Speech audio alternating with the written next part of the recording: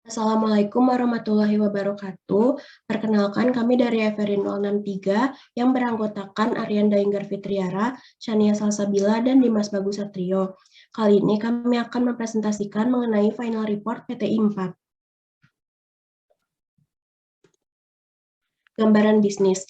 ADS Corporation merupakan sebuah perusahaan manufaktur yang bergerak di bidang alat keamanan yang akan memproduksi sebuah alat keamanan multifungsi yaitu Safety Helmet 4-in-1. Safety Helmet 4-in-1 adalah sebuah helm pengaman yang memiliki 4 fungsi sekaligus, karena selain helmet, terdapat juga safety glasses, earplug, dan sensor yang sudah terpasang pada helmet. ADS Corporation ingin melakukan pengecekan apabila bisnisnya tersebut layak atau tidak untuk dilanjutkan. ADS Corporation juga ingin membangun sebuah pabrik manufaktur di daerah Jawa Barat, tetapi belum mengetahui daerah apa yang cocok dari segala aspek. Dan yang terakhir, ADS Corporation juga ingin membuat sebuah sistem informasi berupa website yang dapat diakses dan digunakan oleh semua karyawan demi kemudahan bertukar informasi. Yang pertama adalah praktikum perancangan bisnis yang dilakukan untuk mengetahui apakah ADS Corporation layak untuk dilanjutkan. Yang pertama adalah analisis STP dan marketing mix. Segmenting geografis, perusahaan menjual safety helmet 4-in-1 di lingkungan industri Jawa Barat dikarenakan safety helmet merupakan kebutuhan yang diperlukan pada lingkungan tersebut. Yang kedua, segmen demografis, safety helmet 4-in-1 merupakan salah satu alat pelindungan diri yang biasa digunakan oleh pekerja industri tambang, khususnya laki-laki pada rentang usia 25-40 tahun.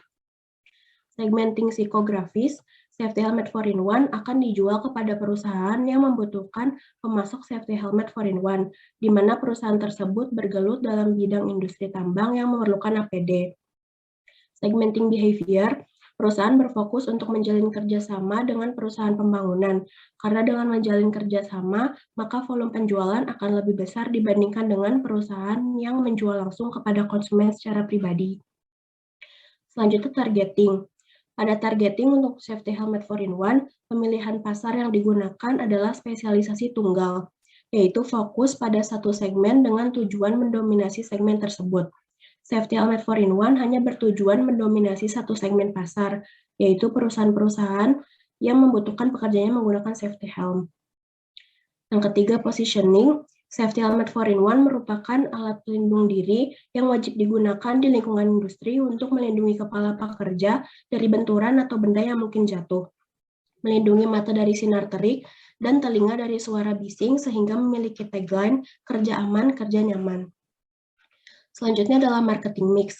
Yang pertama, produk. Safety helmet adalah salah satu alat pelindung diri, khususnya kepala, dari benturan maupun benda yang mungkin jatuh. Yang kedua, price. Safety helmet akan dijual sebesar Rp850.000 per unitnya. Yang ketiga, place. Manufaktur berlokasi di Jawa Barat. Perusahaan memiliki gudang untuk menyimpan persediaan produk-produk tersebut. Dan yang keempat, promotion. Promosi yang dilakukan dengan menawarkan produk langsung kepada konsumen, membuat iklan pada layanan website perusahaan, billboard, dan Google Ads. Selanjutnya adalah strategi dan rencana pemasaran. Dapat dilihat bahwa rencana pemasaran yang akan kami lakukan diantaranya adalah billboard, Google Ads, dan website. Lalu dengan asumsi kenaikan biaya pemasaran sebanyak 2%, dapat dilihat bahwa di bawah ini ada total biaya pemasaran dari periode 1 hingga periode 5. Selanjutnya adalah rencana produksi. Sebelumnya kami sudah melakukan demand forecasting dengan menggunakan data demand 1 sampai 12. Lalu kita melakukan demand forecasting untuk periode 13 sampai 24 dengan total 6.214. Lalu dengan asumsi kenaikan target penjualan sebesar 1,03% per tahunnya, berikut adalah jumlah target penjualan dari periode 1 hingga periode 6. Lalu di bawah ini adalah volume produksi, di mana volume produksi pada tahun pertama adalah demand ditambah allowance, yang mana allowance adalah 1%. Dan asumsi kenaikan volume produksi sebanyak 1% untuk tiap periode. Selanjutnya adalah rencana SDM. Pada periode 1 sampai 3, jabatan di ADS Corporation ada 7, diantaranya CEO, Specialized HRD Staff, Specialized Finance Staff, marketing and sales manager, staff marketing and sales, production manager, dan operator production. Lalu pada periode keempat dan kelima, ada beberapa karyawan yang dipromosikan untuk jabatan yang lebih tinggi, sehingga kami akan melakukan rekrutasi, terutama untuk HRD staff, finance staff, dan marketing and sales staff. Selanjutnya dapat dilihat di sebelah kiri merupakan poster untuk lowongan pekerjaan, production operator, dan sales and marketing staff dengan persyaratan sebagai berikut. Lalu di sebelah kanan dapat dilihat adalah flowchart perekrutan untuk berbagai resource, yaitu direct resource, indirect resource, dan executive resource. Selanjutnya adalah direct labor cost planning yang mencakup production operator dan production line head. Biaya yang dibutuhkan diantaranya adalah biaya gaji, biaya proses rekrutmen, biaya asuransi kecelakaan, biaya asuransi hidup, biaya asuransi kesehatan, biaya kesejahteraan masyarakat, biaya THR, dan biaya bonus, dan di bawah didapatkan total untuk periode 1 hingga periode 5. Selanjutnya adalah indirect labor cost planning yang mencakup HRD staff, finance staff, dan marketing and sales staff. Sama seperti sebelumnya, biaya yang dibutuhkan adalah biaya gaji, biaya proses rekrutmen, biaya asuransi kecelakaan, biaya asuransi hidup, biaya asuransi kesehatan, biaya kesejahteraan karyawan, biaya THR, dan biaya bonus, serta total biaya untuk periode 1 hingga 5. Selanjutnya, executive labor cost planning yang mencakup CEO, specialized HRD staff, specialized finance staff, marketing and sales manager, dan production manager. Sama seperti dua sebelumnya, biaya yang dibutuhkan adalah biaya gaji, biaya proses rekrutmen, biaya asuransi kecelakaan, biaya asuransi hidup, biaya asuransi kesehatan, biaya kesejahteraan karyawan, biaya THR, dan biaya bonus, serta total untuk biaya periode 1 hingga 5. Selanjutnya adalah proyeksi keuangan. Proyeksi keuangan terdiri dari total direct cost dan total overhead cost yang bila ditambahkan menghasilkan cost of goods sold. Lalu cost of goods sold akan dibagi dengan selling volume pada periode tersebut dan dihasilkan cost of goods sold per produk.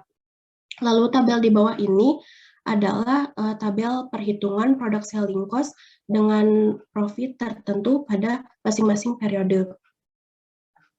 Selanjutnya adalah cash flow. Cash flow terdiri dari total estimated cash inflow atau biaya pemasukan dan total cash outflow atau biaya pengeluaran. Lalu terdapat net cash flow yaitu cash inflow dikurangi dengan cash outflow. Selanjutnya adalah balance sheet. Balance sheet terdiri dari total current asset dan total fixed and intangible asset yang bila dijumlahkan menjadi total asset. Dan terdapat total liabilities dan total owner equities yang bila dijumlahkan menjadi total liabilities dan owner equities.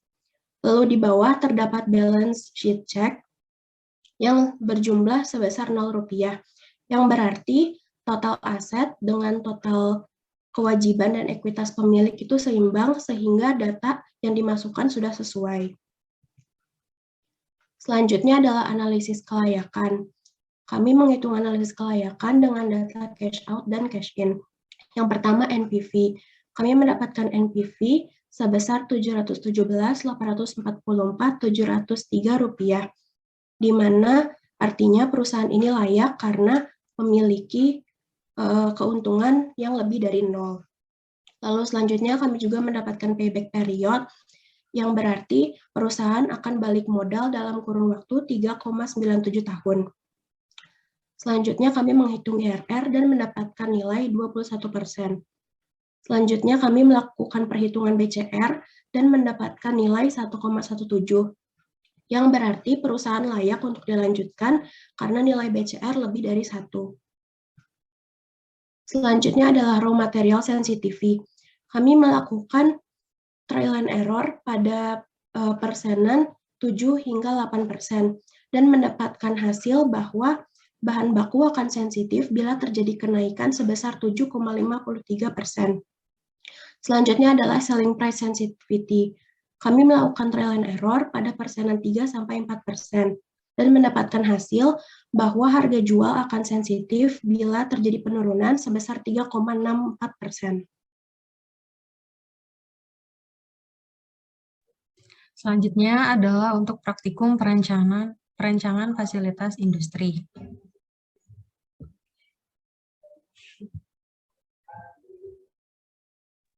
Selanjutnya, ADS Corporation menentukan tiga alternatif lokasi perusahaan yang akan dibangun di Jawa Barat, di mana Company A berlokasi di Kota Majalengka, Company B di Kota Pangandaran, dan Company C di Kota Bandung. ADS Corporation juga menentukan tiga alternatif lokasi yang akan menjadi supplier perusahaan, di mana supplier A adalah PT Pramtama Surya Prakasa Mandiri, supplier B adalah Safety Central, dan supplier C adalah Crispo Bandung. Jarak antar alternatif perusahaan dengan supplier tertera pada tabel di gambar.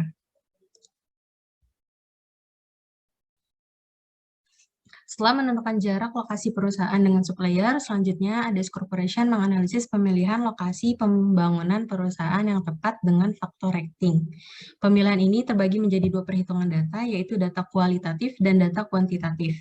Pada data kualitatif dilakukan dengan menyebarkan kuesioner untuk faktor HR quality, transportation access, natural disaster, dan potential market. Hasil data kualitatif ini dapat dilihat pada tabel di atas, dan untuk faktor kualitatif dilakukan untuk faktor UMK, line cost, availability market, dan supplier distance untuk supplier 1, 2, dan 3. Hasil data kualitatif dapat terlihat pada tabel di layar. Setelah itu, dilakukan perhitungan bobot dari kedua faktor dengan mencari bobot terbesar. Hasil dengan bobot terbesar dimiliki oleh Kota Bandung, sehingga Kota Bandung menjadi lokasi terpilih untuk pembangunan perusahaan ADS Corporation.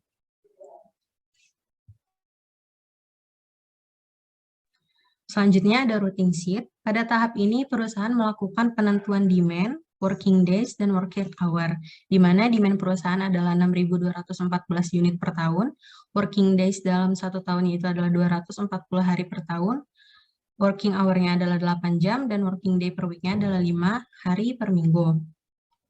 Pada tahap ini, perusahaan melakukan penentuan untuk mencari total aktual mesin required, di mana pada tabel tersebut ditampilkan operasi, fasilitas, dimensi, waktu proses, dan sebagainya, berdasarkan dari OPC yang telah dibuat, sehingga dapat didapatkan hasil total aktual mesin yang dibutuhkan oleh ADS Corporation sejumlah 15 unit. Selanjutnya, stacking maksimum. Pada sheet stacking maksimum, perusahaan mencari panjang, lebar, dan tinggi dari setiap perpindahan yang terjadi pada setiap proses produksi, sehingga didapatkan jumlah stacking maksimum dari setiap perpindahan proses pada tabel sebelah kanan. Selanjutnya, ADS Corporation juga menentukan MHE, jumlah MHE, waktu pengantaran, dan frekuensi pada lantai produksi perusahaan. Hasil yang didapatkan adalah perusahaan menggunakan MHE berupa troli dengan dimensi 0,8 kali 0,6 kali 1,4 meter dan berkapasitas sebesar 500 kg. MHE tersebut diperlukan sebanyak 1 unit untuk setiap proses produksi, dengan waktu pengantaran dan frekuensi tertera pada layar. Selanjutnya, ADS Corporation memiliki 20 fasilitas, diantaranya adalah mesin molding 1, mesin drilling 1, mesin drilling 2, mesin powder coating, meja inspeksi 1, meja inspeksi 2, meja inspeksi 3, meja assembly 1, mesin milling 1 dan 2, mesin molding 2, meja inspeksi 4, meja assembly 2, meja inspeksi 5, meja packaging, area receiving, GBBU, GBBP, warehouse, dan shipping.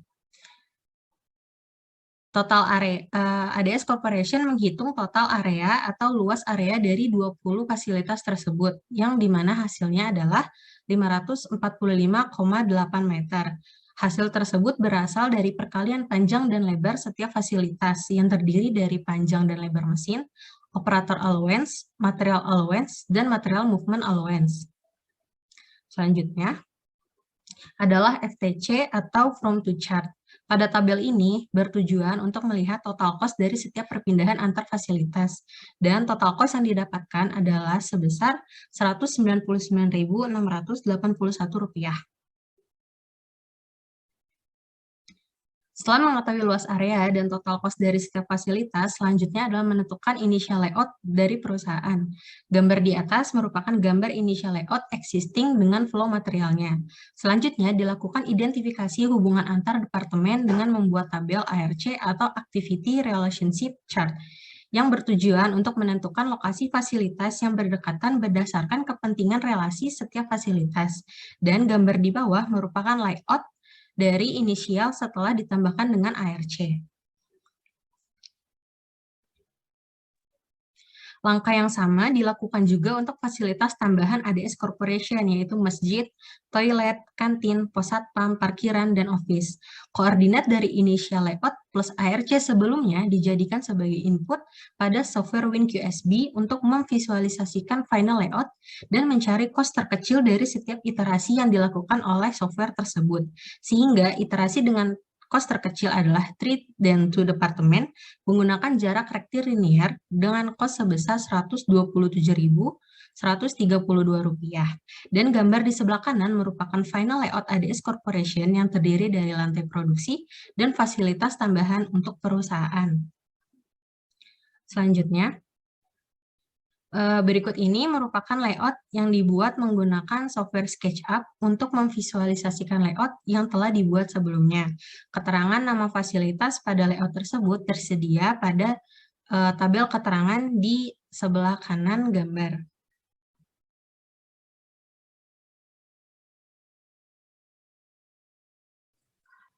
Nah, selanjutnya itu adalah praktikum analisis perancangan sistem informasi dan basis data.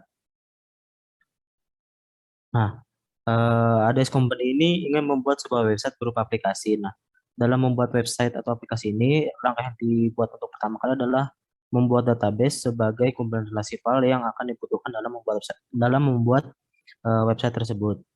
Nah, dalam database tersebut, yang pertama dilakukan adalah membuat produk table yang dimana dalam produk table tersebut ada primary key, yaitu untuk mengidentifikasi isi dari table tersebut. Nah, table tersebut berisi tentang ID, name, quantity, cost of goods sold, dan selling price. Boleh di next. Nah, selanjutnya itu database yang dibuat itu adalah produk log table. Nah, penggunaan produk table ini digunakan untuk mengetahui status, operator, origin, destination, dan log date pada produk tersebut.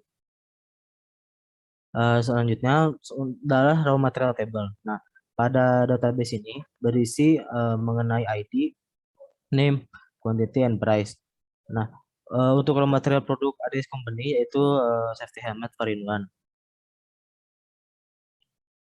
Boleh di next. Nah, penggunaan keberlanjutan dari raw material table.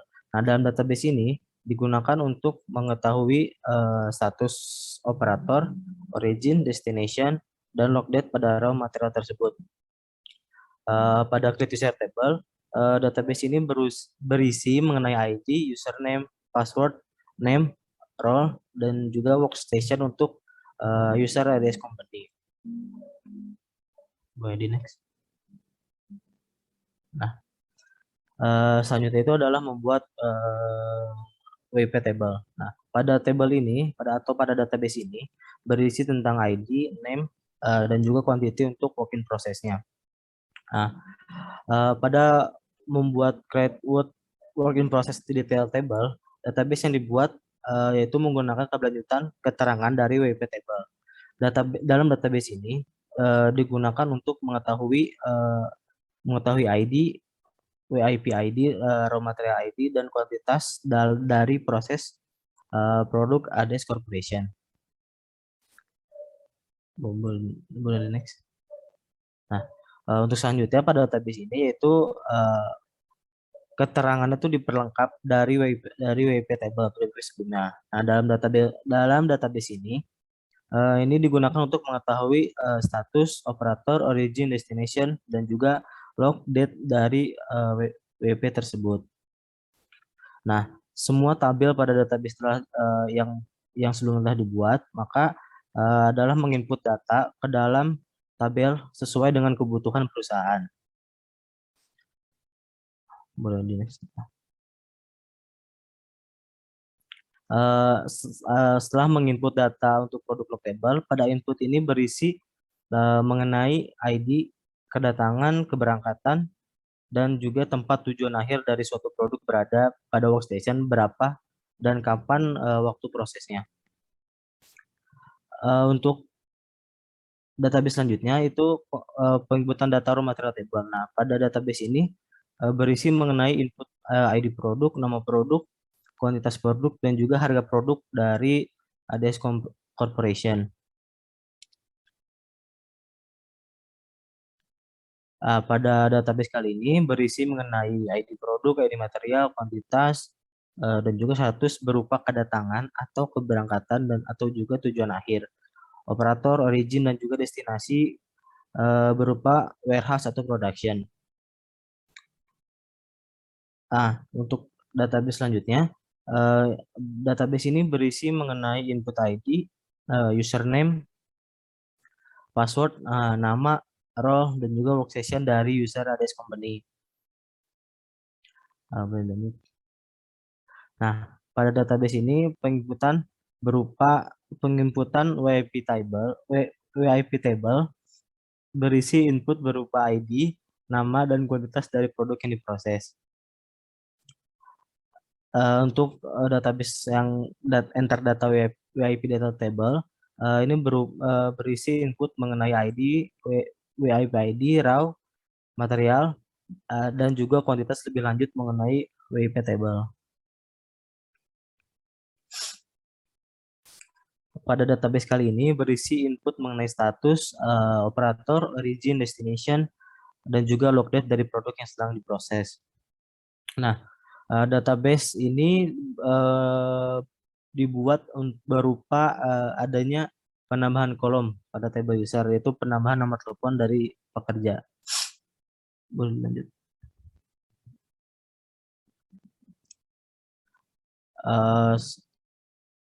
Selanjutnya itu merupakan tabel untuk apabila ingin menghapus nomor telepon pada user. Nah, dan juga untuk pada database selanjutnya, ini merupakan yang dapat digunakan untuk mengubah nama pada kolom table database yang telah dibuat. Berikut merupakan data dari yang dikirim merupakan live author join dan yang satu lagi merupakan write author join. Pada saat kali ini merupakan hasil dari semua author join yang telah dibuat. Nah, pada saat kali ini perusahaan kami membuat sebuah UI UX untuk website kami. Nah, berikut merupakan UI UX yang telah dibuat oleh perusahaan kami. Pada gambar pertama itu merupakan login page dari perusahaan kami. Yang gambar kedua merupakan master data yang telah dibuat. Lalu yang gambar ketiga merupakan WP master data. Yang keempat itu merupakan admin homepage. Nah, yang kelima produk master data. Terus yang terakhir itu ada raw material master data. Nah, pada saat ini merupakan UI UX dari production admin page. Nah, dalam UI UX kali ini terdapat beberapa fitur, yaitu ada production departure, ada juga production arrival, ada production raw arrival, sama raw material departure. Selanjutnya itu ada report admin page. Nah, di report admin page ini berupa ada report, defect report, production rate report, dan juga accounting. Nah, selanjutnya itu merupakan tampilan dari operator page. Nah, dari operator page ini ada pertama itu ada operator homepage, lalu ada workstation WIP arrival, lalu ada workstation raw material arrival. Nah, lalu ada workstation product finish dan juga ada workstation WP finish. Nah, pada selanjutnya ini adalah result dari production page. Nah, pada production homepage, nah di sini ada beberapa hasil yang ada pada production page. Nah, ada yang pertama itu ada production homepage, lalu yang kedua ada production product departure, lalu yang ketiga ada production product arrival, lalu ada production raw material arrival, lalu ada production raw material departure. Nah, selanjutnya ini ada pada result website admin. Nah, pada page homepage itu merupakan tampilan awal untuk user admin ADS. Nah, pada page ini memiliki menu master data, production, dan juga report. Lalu pada page master data ini page ini berisi mengenai menu produk, WP, dan juga raw material. Pada produk master data ini page ini berisi mengenai keterangan ID, nama produk, kuantitas, COGS, dan juga harga. Nah, pada page ini memiliki action edit itu untuk mengubah input produk, lalu action delete itu untuk menghapus produk, dan juga add produk itu untuk menambahkan produk. Pada page master data, pada page ini berisi keterangan mengenai ID, nama produk, kuantitas, dan juga COGS. Nah, di sini juga memiliki action edit untuk mengubah input produk, action delete itu untuk menghapus produk, dan add produk untuk menambahkan produk, dan juga terdapat action detail untuk melihat keterangan produk. Lalu pada page raw material master data, page ini berisi mengenai ID, nama produk, kuantitas, dan juga harga. Pada page ini juga terdapat action edit itu untuk mengubah input produk, action delete untuk menghapus produk, dan juga add produk untuk menambahkan produk. Mau di next. Nah, pada page production ini untuk user admin ada corporation bagian production. Nah, pada production page ini berisi menu mengenai produk arrival, produk departure, raw material arrival, dan juga raw material departure. Nah, pada page produk arrival ini berisi mengenai input produk dan juga kuantitas produk. Nah, lalu pada page produk departure itu berisi mengenai input produk dan juga kuantitas produk. Lalu pada raw material arrival ini merupakan tampilan page untuk raw material arrival. Nah, ini pada page ini berisi mengenai input material dan juga kuantitas material. Pada penggunaan ini admin menginput nama material dan juga kuantitas yang dibutuhkan, lalu menekan tombol submit, lalu masukkan data tersebut ke dalam database. Untuk raw material departure, page ini terdapat input material, destinasi, dan juga kuantitas material. Untuk penggunaan ini, admin menginput material, destinasi material, dan juga kualitas yang dibutuhkan, lalu menekan submit lalu untuk memasukkan data tersebut ke dalam database. Boleh lanjut. Nah, untuk report, pada tampilan report ini untuk user admin ADS report. Nah, pada page ini berisi mengenai production rate, lalu mengenai defect, dan juga accounting.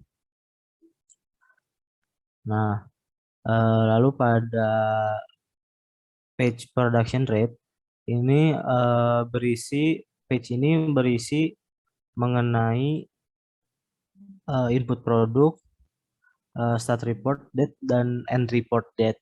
Nah, penggunaan pada page ini yaitu admin menginput nama produk, waktu mulai dan berakhir proses produk, lalu menekan submit untuk memasukkan data ke dalam database. Lalu ada defect. Nah, defect ini page ini berisi mengenai input produk, start report date, dan juga end report date. Nah, penggunaan pada web ini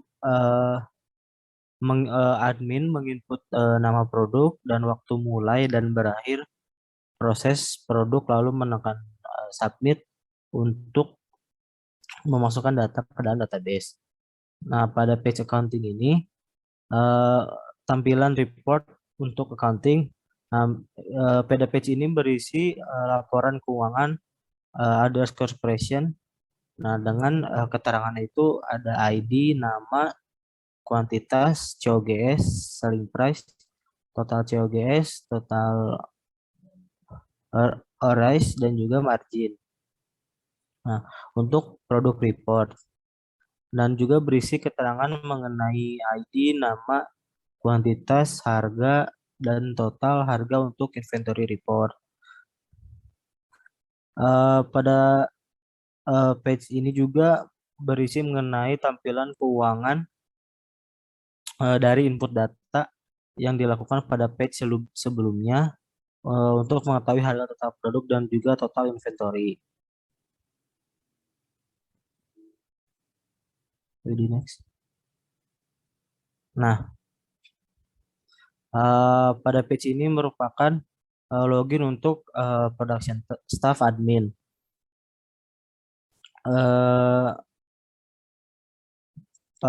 Pada homepage, pada page home itu berisi mengenai pada page ini memiliki atau menu untuk master data, production, dan juga report.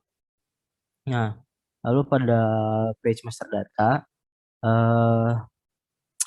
ini memiliki menu seperti produk, WIP, dan juga raw material. Penggunaannya itu dengan admin atau production staff itu menekan menu yang dibutuhkan agar dapat masuk ke dalam page tersebut. Lalu pada page production itu terdapat menu berisi mengenai menu produk arrival, produk departure, dan raw material arrival, dan juga raw material departure.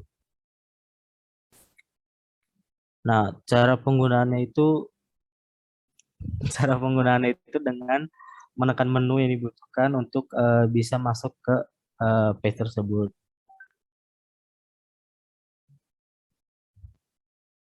Lalu untuk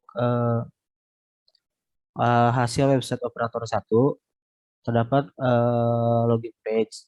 Nah, ini tampilan untuk operator ADS. Nah, cara penggunaannya sama, yaitu dengan menginput username dan password yang sesuai, lalu menekan tombol submit untuk masuk ke dalam homepage website. Nah, pada homepage ini berisi menu mengenai raw material arrival, WIP arrival, WIP finish, dan juga produk finish. Cara penggunaan web ini dengan menekan menu yang dibutuhkan, lalu dapat masuk ke dalam page tersebut. Nah, lalu pada raw material arrival ini memiliki menu berisi mengenai input material, origin, dan juga kualitas material. Penggunaan pada web ini atau pada page ini dengan operator menginput nama material, origin, dan juga kuantitas yang dibutuhkan, lalu menekan tombol submit, maka kemudian akan masuk ke dalam data tersebut dan juga ke dalam database. Cara penggunakannya itu dilakukan yang sama untuk semua menu. Sekian presentasi dari FRI 03, kurang lebihnya mohon maaf. Assalamualaikum warahmatullahi wabarakatuh.